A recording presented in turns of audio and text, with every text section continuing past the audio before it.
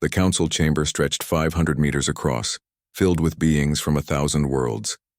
Ambassador Ji-won stood at the human podium, her hands gripping the edges as she watched the vote tally appear on the massive display above. Red lights dominated the board. The Galactic Council had spoken, and their answer was no. The Velkari would die alone. Ji-won closed her eyes and remembered her grandmother's stories. She remembered the year 2289 when the plague came to Earth. She was just a child then, watching her mother waste away in a hospital that had run out of medicine, out of hope, out of everything. Billions were dying. Earth had screamed into the void, begging the advanced civilizations for help, for anything that could stop the suffering. The galaxy had ignored them. All except one species. The Velkari had come in their organic ships carrying medicines that human science couldn't dream of creating. They had asked for nothing in return. Their insectoid forms had frightened many humans at first, but those fears melted away as the Velkari doctors worked tirelessly in every hospital, every clinic, every makeshift treatment center across the planet.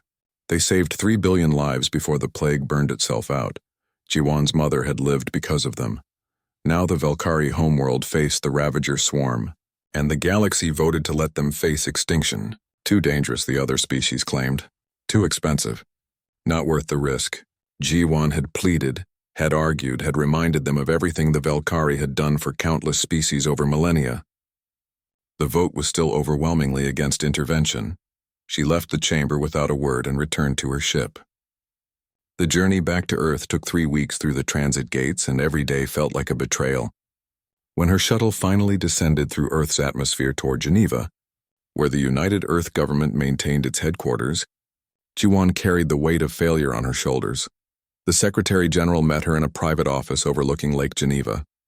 Kyung-soo was an old man now, his face carved with lines earned through decades of keeping humanity united. He poured her tea with steady hands. "The council refused," Ji-won said. "It wasn't a question." "We know," Kyung-soo replied. "We've been monitoring the vote. Then you know the Velkari have 6 months at most. The Ravagers are consuming their outer colonies. When they reach the homeworld, it's over." Kyung-soo sipped his tea slowly. "Tell me, Ji-won, do you remember why we created Protocol Remembrance?" She looked up sharply.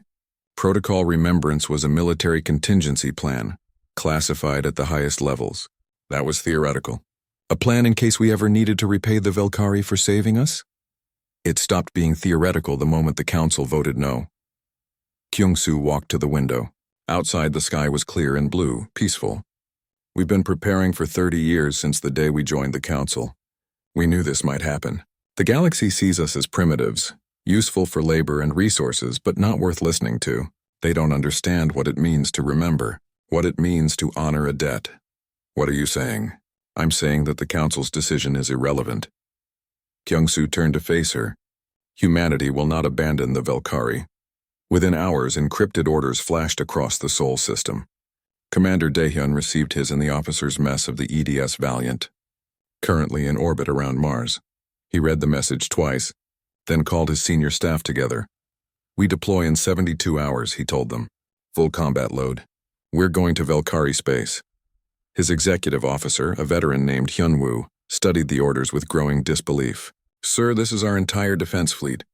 Every ship, every soldier. If we leave Sol system undefended and something happens, then Earth burns," Daehyun finished quietly. "Those are the stakes. The government has decided that some things matter more than safety. The Velkari saved us when we had nothing to offer them. Now we return that gift."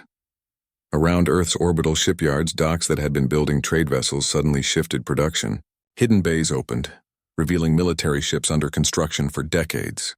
The civilian population knew something was happening, but the news networks reported only that fleet exercises were underway.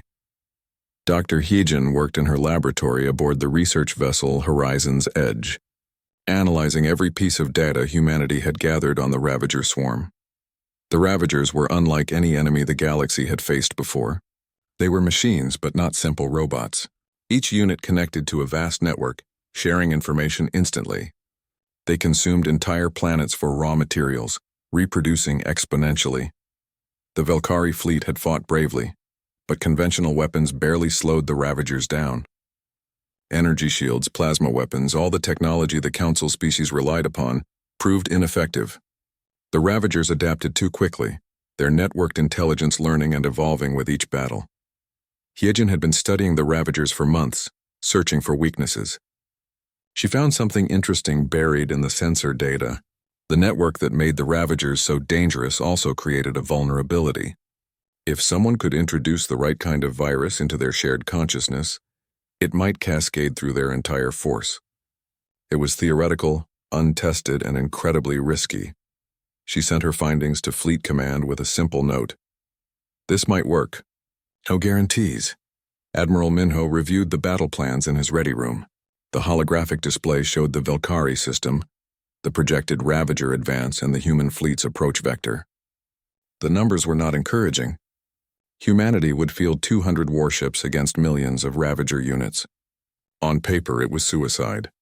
But Minho had fought in the first contact wars back when humanity first ventured into space and found that the galaxy was not welcoming. He had learned that numbers didn't tell the whole story. Humans had something the Ravagers didn't, something most Council species had forgotten. Humans remembered how to fight when everything was on the line. They remembered how to be creative, unpredictable, and absolutely unwilling to surrender. The final transmission came from the Velkari homeworld itself. Queen Matriarch Zesthira's image appeared on screens across Earth, her insectoid features somehow conveying deep emotion. She spoke in the clicking language of her people, with translators rendering her words into human languages. People of Earth, she said, we have learned of your intentions. We are grateful beyond words, but we cannot accept this sacrifice. You owe us nothing. The help we gave was freely offered, as all help should be. Please do not throw away your lives for us. The debt you believe you carry does not exist. You are released from any obligation. The transmission ended, and for a moment there was silence across Earth. Then Admiral Minho drafted a response that would be broadcast across all human channels and sent to every council species. To the Velkari Matriarch and to the Galactic Council, humanity speaks with one voice. You saved us when we were dying. You asked for nothing and gave everything. The galaxy calls this no debt, but we know better. We are human. We do not forget. We do not abandon our friends. We do not break our word. The Earth Defense Fleet departs for Velkari space immediately. We will stand with you whatever the cost. This is not negotiable. This is who we are. The fleet began moving and the galaxy watched in shock and confusion. The primitives from Earth were about to attempt the impossible, and no one believed they would survive. The orbital shipyards around Earth blazed with activity. Engineer Subin hadn't slept in 40 hours, but she didn't feel tired. She felt alive. Around her, the massive construction bay hummed, with the sound of thousands of workers preparing ships that had been secret projects for decades. Project Warhammer had been her baby, since she was a junior engineer fresh out of university. Back then it was just theoretical weapon designs, mathematical models of what humanity could build if they really tried. Now those theories were becoming reality, and Subin walked through the bay touching the cold metal of weapons the galaxy had never seen before. The kinetic cannons were simple in concept, but devastating in execution. Humanity had learned that the Ravagers adapted quickly to energy weapons, but they couldn't adapt to a 100-ton slug of tungsten traveling at a significant fraction of light speed. The projectiles required no fancy technology, just mass and velocity. Physics was physics, regardless of how advanced the target was. Captain Kyungmi stood on the bridge of the Indomitable, humanity's first true dreadnought. The ship was 2 kilometers long, bristling with weapons that had been tested only in simulation. Her crew was still learning the systems, running drills continuously as the ship moved into formation with the rest of the fleet. Captain, we're receiving messages from across the fleet, her communications officer reported. Morale is high. Everyone knows what we're doing, Kyungmi nodded. Every man and woman in the fleet had volunteered. When the government announced they needed volunteers for a dangerous mission, over 2 million applications came in within 24 hours. They had to turn people away. The chosen few understood they might never see Earth again. The galactic news networks couldn't stop talking about humanity's decision. Journalists from 100 species broadcast their opinions, and most of them were not kind. The general consensus was that Earth had gone insane. They were called brave but stupid, noble but doomed, honorable but dead. One particular broadcast reached millions of viewers. A prominent military analyst from the Theron Confederacy appeared on screen, his reptilian features arranged in what passed for a smirk among his people. "The humans are primitives playing at war," he said. "They've been spacefaring for barely a century. They have no experience fighting at this scale. The Ravagers have consumed 17 civilizations far more advanced than Earth. What do these newcomers think they can accomplish? This isn't bravery. This is ignorance. In 3 weeks, we'll be mourning the extinction of humanity alongside the Velkari." Admiral Minho watched that broadcast in his quarters and smiled grimly. Let them think humans were ignorant. Let them underestimate. Humanity had learned long ago that being underestimated was an advantage. He called his senior officers together for a final briefing before departure. The holographic display showed their route through council space, avoiding the major trade lanes. They would arrive at Velkari space from an unexpected direction, giving them a brief element of surprise. "The Ravagers number in the millions," Minho began without preamble. "They have consumed 2 Velkari colonies already and are advancing on the homeworld. Velkari defense forces are down to 30% combat effectiveness. By the time we arrive, they may be lower. We will be outnumbered approximately 5,000 to 1. The officers absorbed this information silently. Someone in the back whistled softly. "However," Minho continued, "we have advantages they don't expect. First, our weapons technology. The Council has seen our civilian tech, but they've never seen what we've really been building. Second, our tactical approach. The Ravagers fight like machines because they are machines. They calculate probabilities and optimize efficiency. We don't. We improvise, we adapt, and we take risks no computer would consider. Third, and most important, we're fighting for something they can't understand. The Ravagers want resources. We're fighting for the people who saved us." He paused and looked at each face. "I won't lie to you. The losses will be heavy. But we're going to win because losing is not an option. The galaxy thinks we're primitive? Good. Let them think that right up until we show them what primitives can do when properly motivated." The briefing ended, and the final preparations began. Dr. Hyejin's virus was loaded into specialized delivery systems, untested but ready. Commander Daehyun drilled his Marines relentlessly, practicing boarding actions and close-quarters combat. If they could get close to Ravager command nodes, human soldiers might be able to do what remote weapons couldn't. 3 days before departure, a message arrived from the Velkari homeworld. It wasn't from the matriarch this time, but from ordinary Velkari citizens. Millions of them had sent personal messages to Earth, thanking humanity, begging them not to sacrifice themselves, sharing memories of working alongside humans during the plague years. One message particularly affected Subin. It was from a Velkari doctor named Thesik, who had worked in Seoul during the worst days of the plague. He had saved thousands before the crisis ended, then returned home. Now he was organizing civilian resistance on the Velkari homeworld, knowing it was probably futile. "I remember a little girl named Subin," the message said. "She was 8 years old and very sick. I told her stories about my own children while I treated her. She told me she wanted to be an engineer when she grew up and build things that would help people. I wonder if she achieved her dream. I hope she did. I hope she lived a good life. That's all we wanted for humanity. Not gratitude, just the chance to live and be happy." Subin wiped her eyes and went back to work with renewed determination.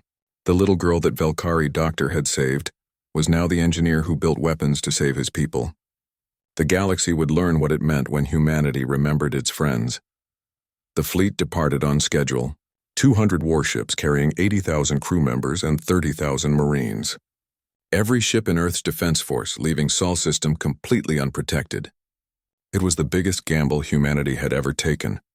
As the fleet accelerated away from Earth, passing Mars and heading for the outer system where they would engage their faster-than-light drives, people across Earth watched.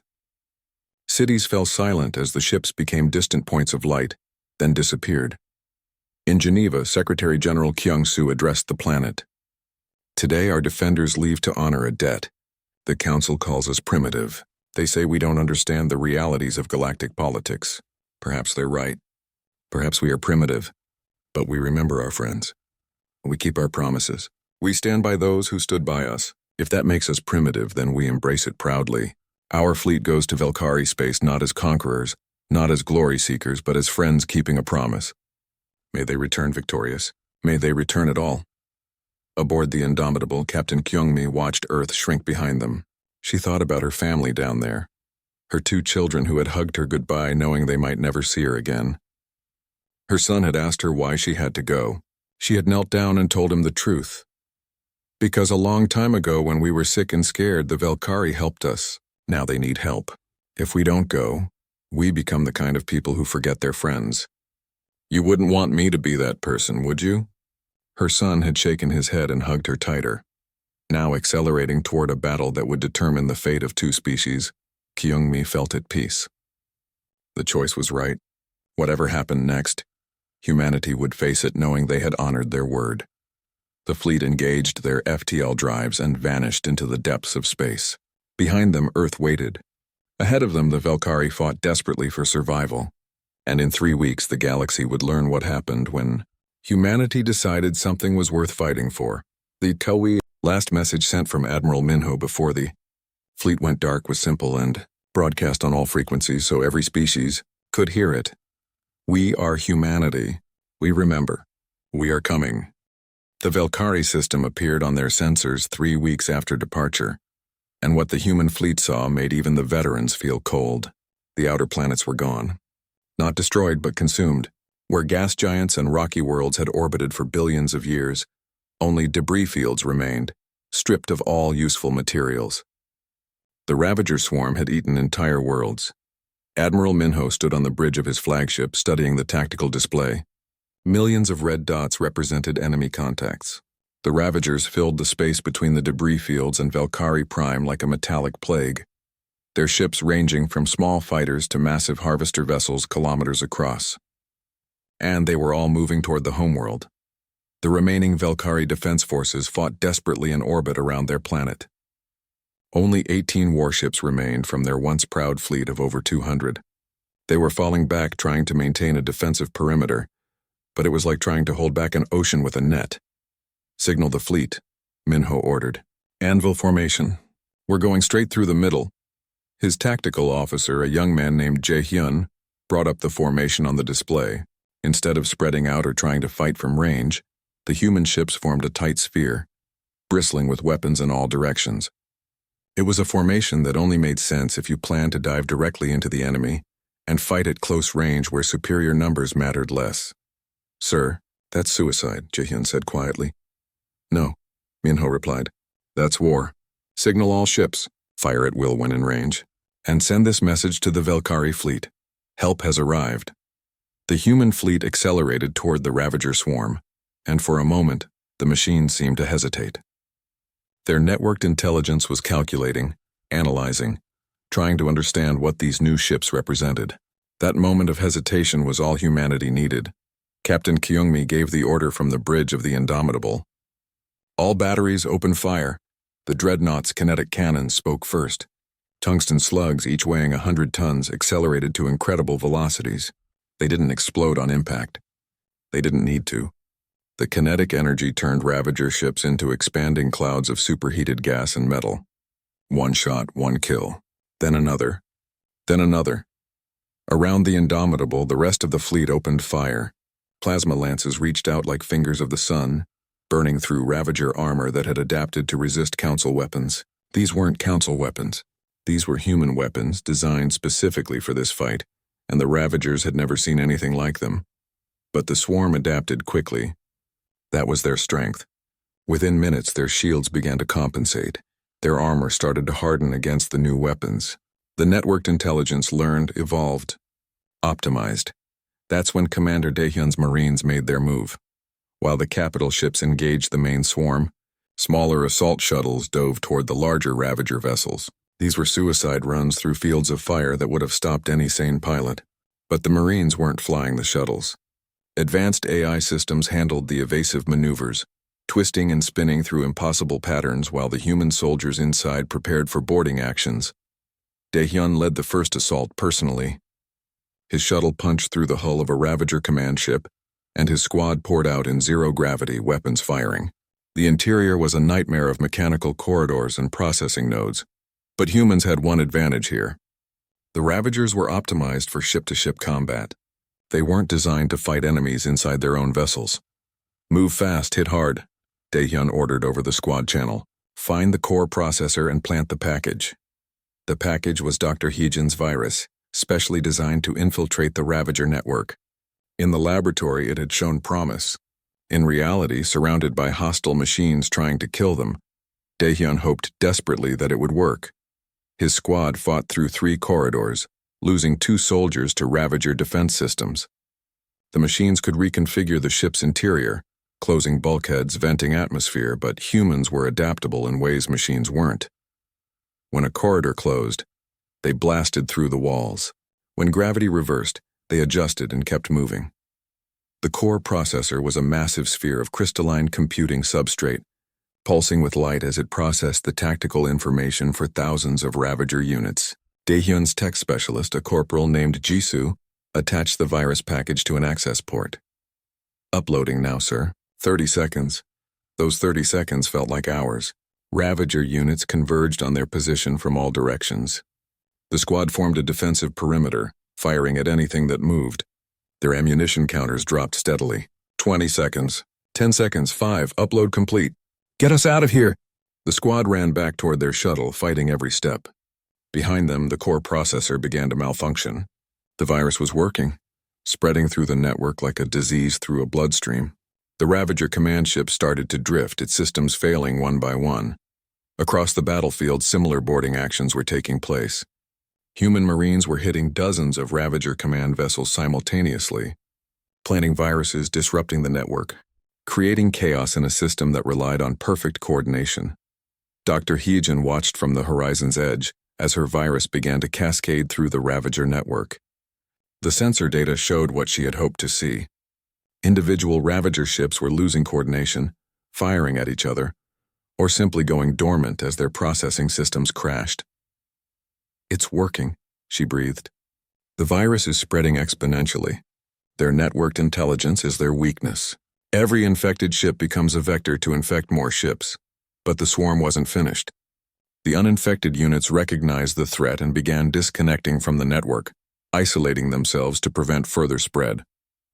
They fought on independently, less coordinated but still dangerous. Millions of them still filled the space around Valkyrie Prime. Admiral Minho watched the battle develop and made a decision.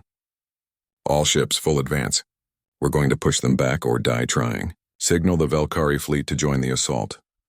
The 18 surviving Valkyrie warships, battered but not broken, accelerated to join the human formation. For the first time in months, they were advancing instead of retreating. The sight of human ships fighting alongside them, these strange mammals who had come across the galaxy to repay a decades-old debt, filled the Valkyrie crews with renewed determination.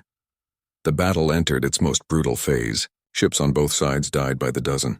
The human losses mounted steadily. The EDS Courage took a direct hit from 3 Ravager heavy weapons simultaneously and broke apart. The EDS Determination rammed a Ravager harvester vessel rather than let it reach Valkyrie Prime. Small acts of heroism and massive acts of sacrifice played out across 1,000,000 cubic kilometers of space. Captain Kyungmi's Indomitable was at the center of it all, its massive guns never stopping. Her ship took hit after hit, armor ablating, systems failing, but the dreadnought kept fighting. When her main cannons overheated, she used her secondary batteries. When those ran dry, she rammed smaller Ravager ships with her armored bow. Hull breaches on decks 4 through 7, her damage control officer reported. We're venting atmosphere. Casualties are high. Seal what you can and keep us fighting, Kyungmi ordered. We didn't come all this way to quit now. The battle raged for 16 hours. 16 hours of continuous combat, of ships dying and people sacrificing themselves, of both sides throwing everything into the fight. The space around Valkyrie Prime became a graveyard of metal and memories, and slowly, impossibly, the tide turned. The Ravager swarm began to thin. The combination of the virus, the boarding actions, and the relentless human assault created mounting losses that even the swarm's vast numbers couldn't sustain. Their adaptation had met something it couldn't adapt to: human determination backed by weapons designed specifically to kill them. At the 17-hour mark, the Ravagers broke. Their networked intelligence calculated that victory was no longer possible and ordered a retreat. The remaining swarm units began to withdraw toward the outer system, moving away from Velkari Prime. Admiral Minho wanted to chase them, to finish the job, but his fleet was in no condition to pursue. 40 ships had been destroyed. Every surviving vessel was damaged. 20% of the fleet's personnel were dead or wounded, but Velkari Prime still orbited its sun, and the people on that world were safe. The Velkari Queen Matriarch sent a transmission to the human fleet. Her voice was thick with emotion that transcended species barriers. You came. Despite everything. Despite the Council's refusal, despite the odds, you came. The debt is paid, humans of Earth, paid 1,000 times over, but you have given more than you owed.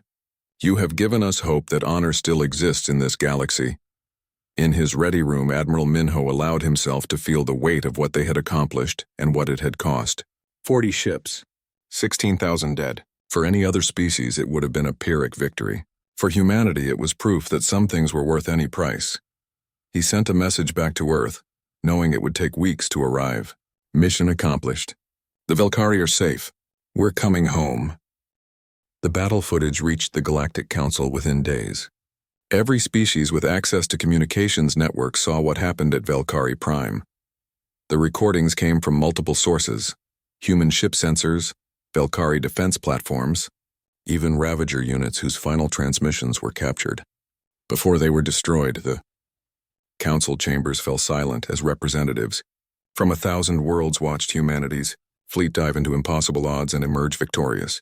They saw weapons that weren't supposed to exist, tactics that defied conventional military doctrine, and a level of coordination between species that the Council itself had never achieved. Ambassador G1 returned to the Council 3 weeks after the battle, and this time, the chamber was packed. Species that had barely acknowledged humanity's existence now wanted to hear what Earth had to say. She walked to the podium with her head high, carrying the weight of 16,000 dead and the pride of a species that had kept its word. Councillor Vrashin was the first to speak. The reptilian diplomat who had led the opposition against helping the Velkari now looked uncomfortable. Ambassador G1, the Council wishes to acknowledge humanity's actions.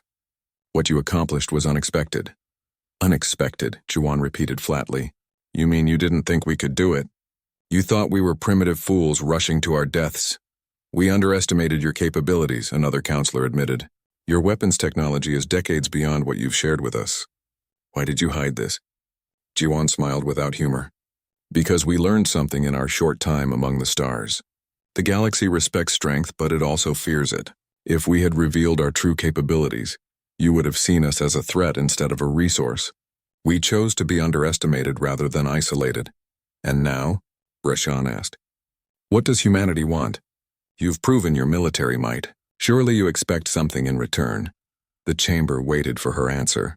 This was the moment when most species would make demands, push for advantages, leverage their newfound power. The galaxy operated on transactions, on favors owed and debts collected. Jiwan's answer shocked them all. We want nothing. We didn't fight for power or influence. We fought because the Velkari saved us when no one else would. That's the only reason we needed. Across Earth, news correspondent Nari broadcast the story to billions of viewers. She had covered the departure of the fleet, the anxious weeks of waiting, and now the triumphant but costly return. Her reports were being picked up by networks across Council space, translated into hundreds of languages. The human fleet lost 40 ships and 16,000 personnel, Nari reported from Geneva. In any previous conflict, these losses would be considered catastrophic. But humanity doesn't measure this in terms of cost and benefit.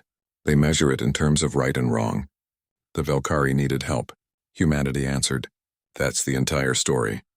The galactic reaction was complex. Some species expressed admiration for human loyalty. Others expressed fear of human military capability. Many expressed shame at their own inaction. The species that had voted against helping the Velkari now faced angry populations demanding to know why they had abandoned allies while primitive humans had rushed to help. 3 days after the council session, Ambassador G1 received the first formal request. The Theron Confederacy, whose military analyst had mocked humanity's chances, wanted to purchase human weapons technology. The offer was generous: technology exchanges, trade agreements, territorial concessions. G1 forwarded the request to Earth and waited for the response. It came within hours, signed by Admiral Minho himself. Declined. Our weapons are not for sale. More requests followed. 17 different species wanted to buy or trade for human military technology. All were declined.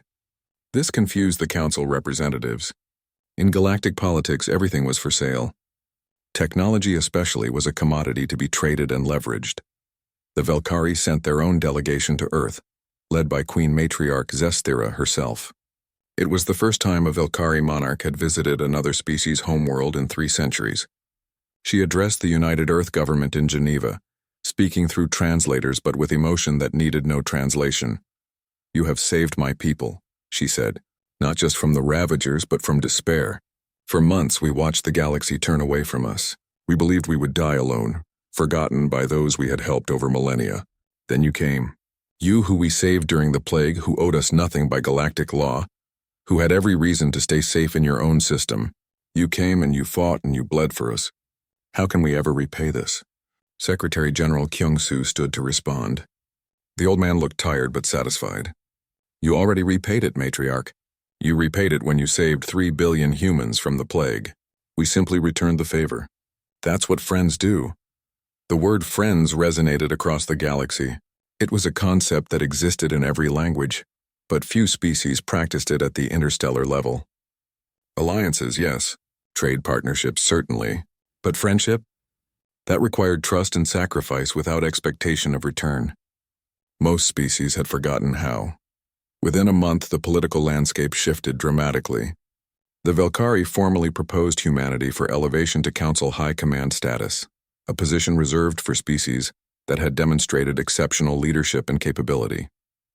The proposal sparked fierce debate, but public opinion across Council space supported it.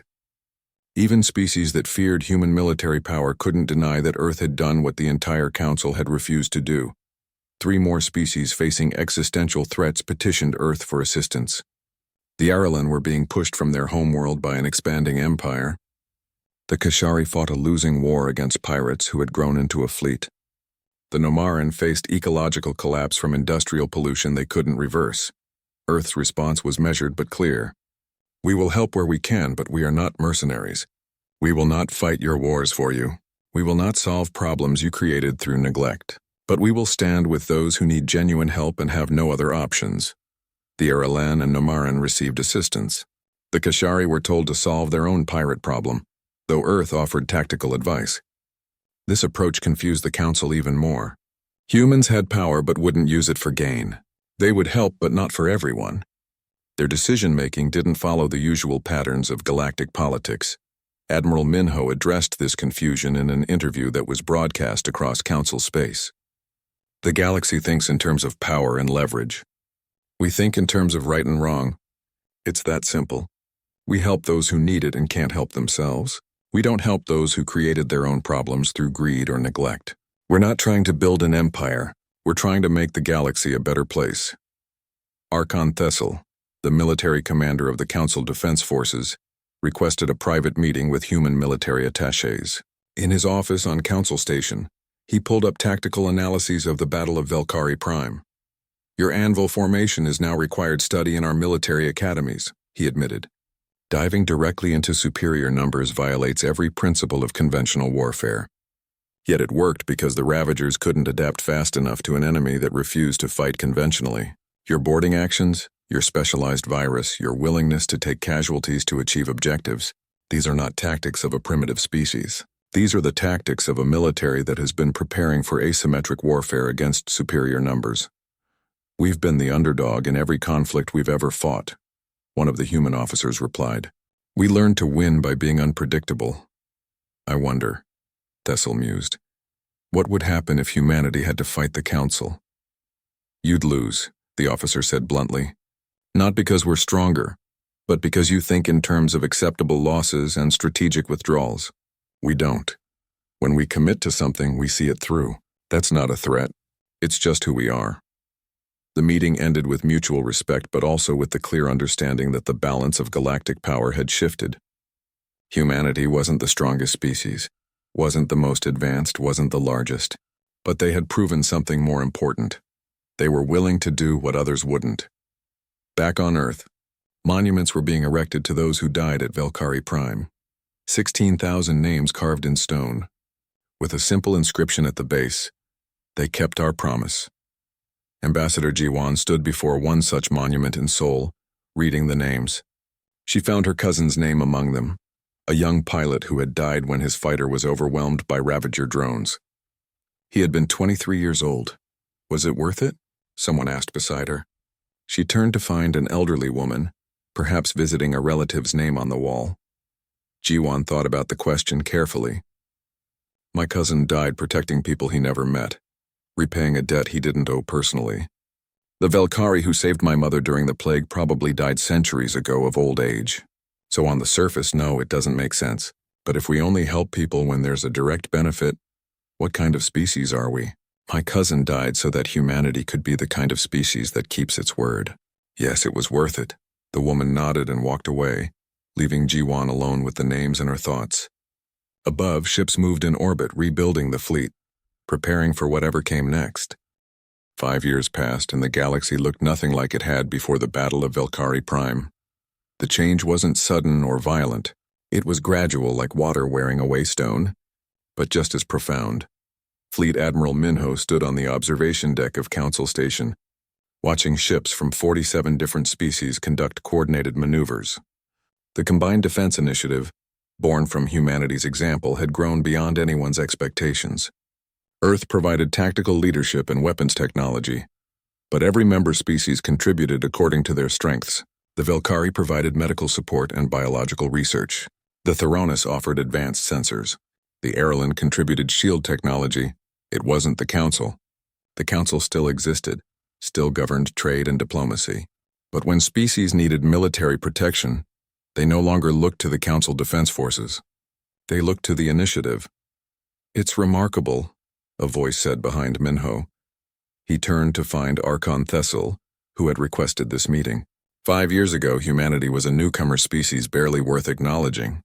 Now you command a fleet larger than the entire Council military. We don't command it, Minho corrected. We coordinate it. There's a difference. Every species in the Initiative retains full sovereignty. They choose to work with us because we've proven we fight for the right reasons, not for power. Thessel nodded slowly. You've changed the galaxy's thinking about military force. Before Valkyrie Prime, military power was about dominance and territorial control. You've shown it can be about protection and mutual defense. The Council is uncomfortable with this. The Council is welcome to join the Initiative, Minho said. We've extended the invitation multiple times. You know they won't. Joining would mean admitting they were wrong to abandon the Valkyrie. It would mean acknowledging that humanity understands something they've forgotten. Thessel paused. I'm retiring from Council service. I'd like to join the Initiative if you'll have me. Not as a representative of the Council, but as an individual who believes in what you're building. Minho studied the old soldier. You understand that we don't fight for profit or territory? That sometimes we take missions that offer nothing but the chance to do the right thing. I understand. That's why I want to join. They shook hands, and the Initiative gained one of the galaxy's most experienced military commanders. Dr. Hyejin now led the Interspecies Scientific Exchange, a research program that brought together scientists from dozens of species. In a laboratory orbiting Earth's moon, she worked with Valkyrie biologists, Theron physicists, and human engineers to develop technologies that benefited everyone. The virus you created changed everything, her Valkyrie colleague Tessic told her. He was the same doctor who had saved her as a child, now elderly but still brilliant. You took our biological expertise and combined it with human computational theory and Theron network analysis. No single species could have done it alone. That's the future, I think. Not species working separately but together. Hyejin smiled. That's what the Initiative is about. Not just military cooperation, but the understanding that we're stronger together than apart. Your people understood that before the rest of us, Tessic said. You learned it from necessity, perhaps. Earth has hundreds of nations, thousands of cultures, but you united because you had to. The galaxy never needed to unite. We each developed in isolation, built our own civilizations, and kept our distance from others. Humanity is teaching us what we've been missing. Commander Daehyun trained the galaxy's first joint special forces unit, combining human Marines with soldiers from 20 different species. The training facility on Mars pushed everyone to their limits, learning to work together despite wildly different biologies and combat doctrines. The key is adaptability, he told his instructors. Every species has strengths. Theronis have better night vision. Arelin are stronger in gravity. Velkari can communicate silently through pheromones. Humans adapt fastest to changing conditions. We teach them to use each other's strengths instead of trying to overcome weaknesses. One of his students, a young human officer named Taejin, approached after a training session. "Sir, some of the older officers say we're diluting human military effectiveness by working with other species. They say we should keep our tactics and technology to ourselves." Daehyun considered this carefully. 5 years ago, we nearly lost everything fighting alone at Velkari Prime. We won, but barely. Now imagine if we'd had Arelin shields, Theron sensors, and Velkari medical support. How many of those 16,000 dead might still be alive? We don't dilute our strength by sharing it. We multiply it. Captain Kyungmi commanded a fleet of 80 ships from a dozen species, patrolling the galactic rim against pirates and raiders. The Indomitable had been rebuilt and upgraded, now incorporating technology from across the initiative. She stood on her bridge, watching her diverse crew work seamlessly together. Her executive officer was Velkari, her tactical officer was Theron, her chief engineer was human. 5 years ago, this would have been unthinkable. Now it was routine. "Captain, we're receiving a distress signal," her communications officer reported. "It's from the outer rim. A colony is under attack by the Scourge." The Scourge, the new threat that made the Ravagers look like a minor problem. They were biological instead of mechanical, a species that consumed other species not for resources but for genetic material, incorporating the strengths of every civilization they destroyed. They had appeared 6 months ago and were spreading rapidly. "Signal the fleet," Kyungmi ordered. "Full alert status. And send word to Admiral Minho. The Scourge is moving faster than expected." Within hours, the call went out across the initiative. The largest mobilization since Velkari Prime began immediately. Unlike the last time, humanity didn't have to empty its defense forces. 47 species contributed ships, and the combined fleet numbered over 3,000 vessels. Ambassador Ji-won, now a senior member of Council High Command, addressed the assembled fleet before departure. Her hair had gone gray in the past 5 years, but her voice remained strong. 5 years ago, humanity stood alone to help the Velkari. Today we stand together as the galaxy finally learned what standing together means. The Scourge threatens not just one species, but all of us. We don't go to war for territory or resources. We go because innocent people need protection, and we have the power to provide it. This is what the initiative means. This is what humanity taught the galaxy. We are all stronger when we remember that some things matter more than self-interest. The fleet departed, and across the galaxy, billions watched. The same species that had mocked humanity's chances at Velkari Prime now prayed for the initiative's success. They had learned that when humanity committed to something, they saw it through.